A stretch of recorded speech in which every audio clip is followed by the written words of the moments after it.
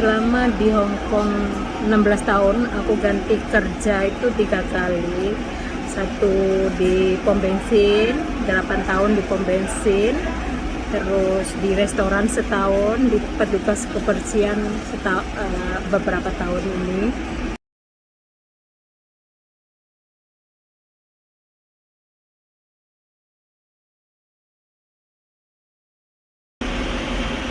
Kita bicara tentang mereka ya, mereka para pegawai Hong Kong itu karakternya gimana sih gitu.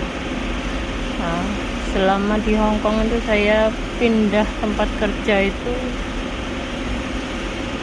3 kali, satu di pom bensin, 2 di restoran, 3 di sini di petugas kebersihan. Nah, pesan saya itu sama untuk mereka para teman kerja saya, itu pesannya itu sama, yaitu satu, mereka kerjanya itu hitung-hitungan gitu, nggak akan melebihi dari apa yang menjadi porsi mereka, nggak akan melakukan lebih dari gitu. Nah, kalau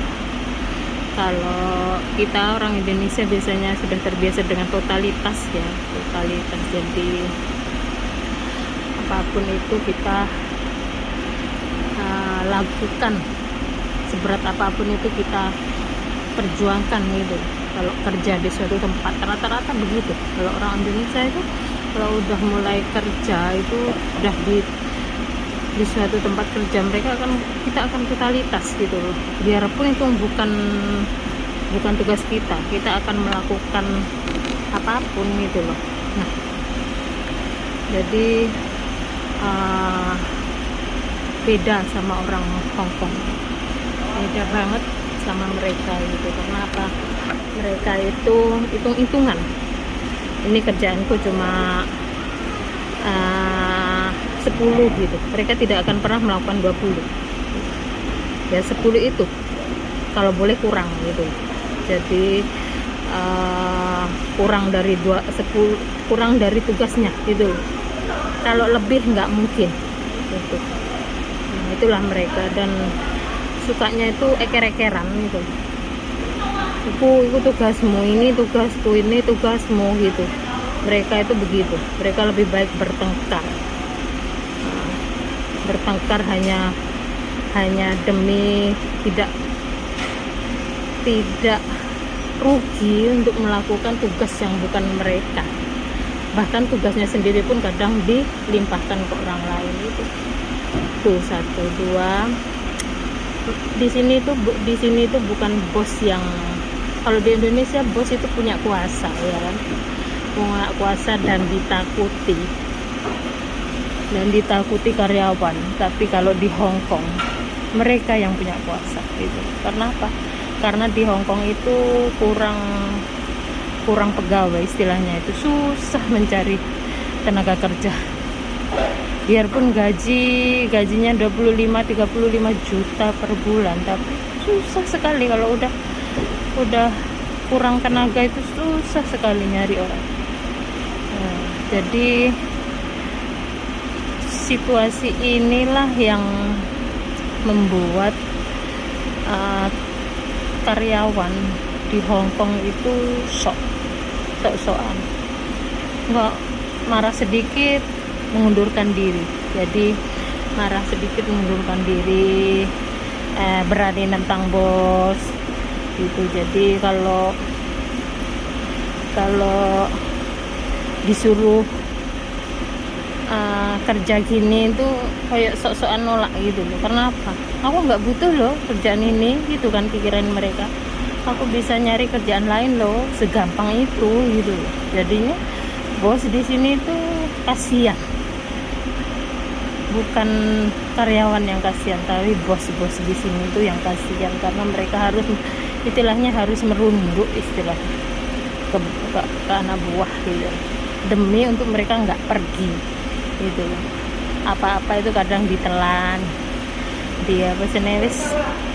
dibiarkan. Pegawai yang kurang kerjanya juga nggak bisa bagaimana marahin gitu loh, karena kalau udah marahin itu endingnya itu pasti mereka mengundurkan diri gitu, padahal salah gitu kan. Itu makanya untuk pegawai di sini itu, untuk bos di sini itu kasihan. Kalau untuk yang di Indonesia bos yang punya kuasa gitu kan, di sini anak buah yang punya kuasa.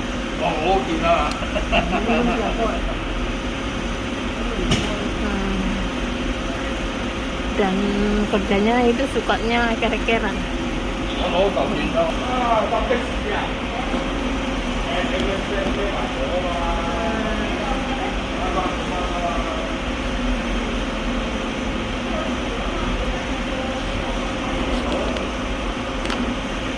Ini situasi kerja, orang-orang baru datang semua gitu, situasi mau kerja ya, beginilah semuanya.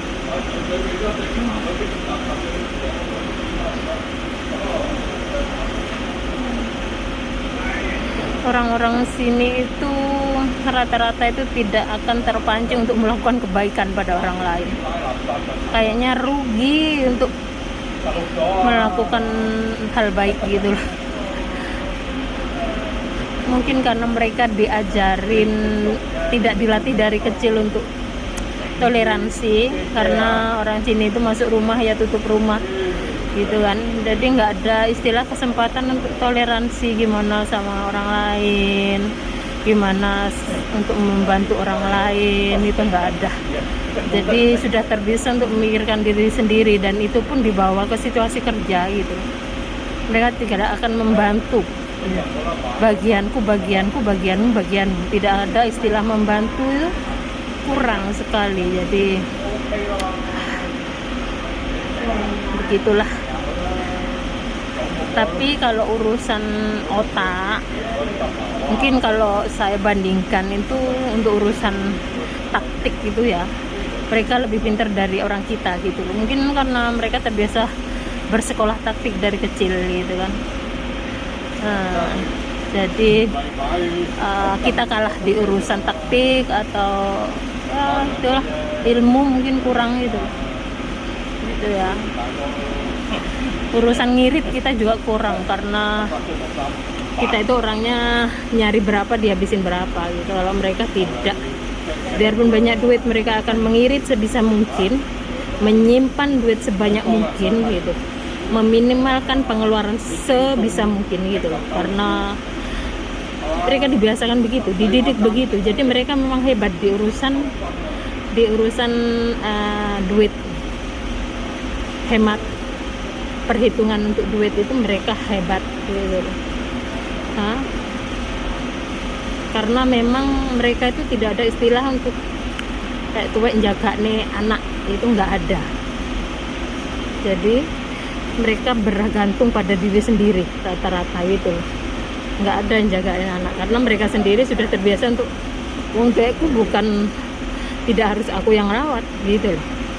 Jadinya mereka pun tahu diri gitu loh, aku pun tidak akan anakku yang rawat gitu loh, anakku yang ngasih duit gitu, nggak ada istilah kayak gitu. Jadi mereka bergantung pada dirinya sendiri. Jadi bagaimana untuk bisa mungkin menabung gitu loh. Kalau kita biasanya pasrah kan, pasrah.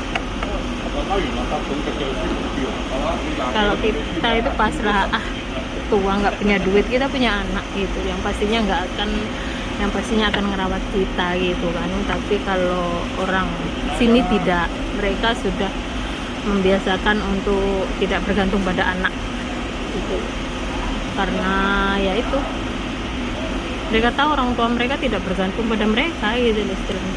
Dan ada apa-apa pun pemerintah yang turun tangan, dan orang tua pun dapat jatah dari pemerintah gitu. Jadi kalau udah 65 tahun kita bisa menyodorkan permohonan untuk tunjangan orang tua gitu. Sekarang sekitar 3.000 lebih, 3.500, anggaplah 7 jutaan duit Indonesia, 7 juta per bulan gitu. Jadi ada apa-apa pemerintah yang bantu gitu. Jadi mereka tidak akan bergantung pada anak, istilahnya begitu. Itulah kenapa mereka terbiasa untuk nabung untuk hari tua mungkin ya.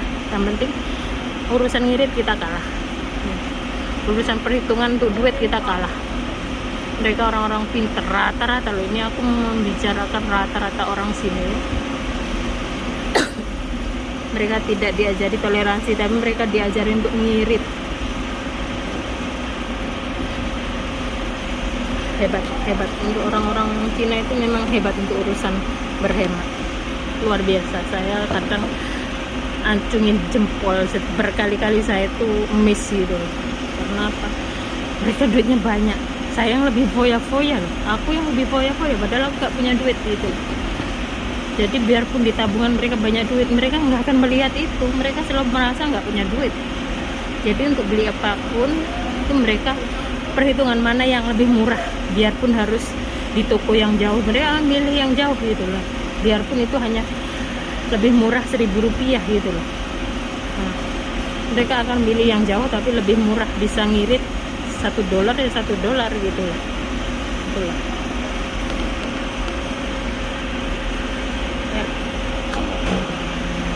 Inilah apa namanya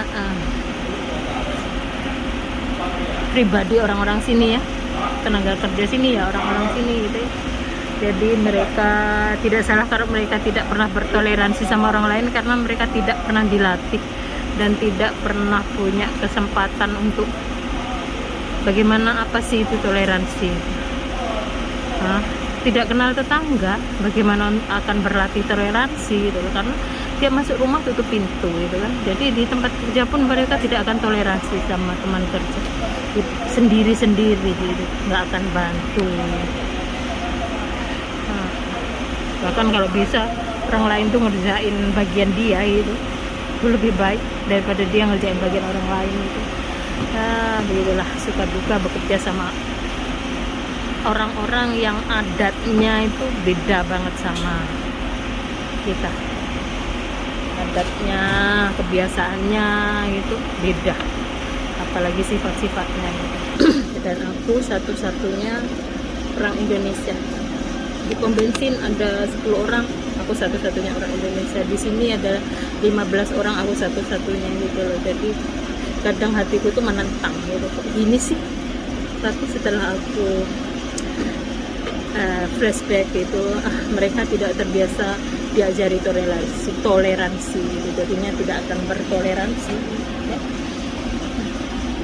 Nggak apa-apa, dimana langit bumi dipijak, di situ langit dijunjung, istilahnya mengikuti, menyesuaikan dengan tempat yang kita pijak. Oke. Yang penting kerja nyari nafkah sendiri, oke? Dan sebisa mungkin tidak bertengkar dengan orang-orang pribumi. Tetap melakukan hal baik, tidak harus mengikuti orang-orang yang tidak bisa melakukan hal baik itu. Jadi tetap melakukan hal baik dimanapun kita berada.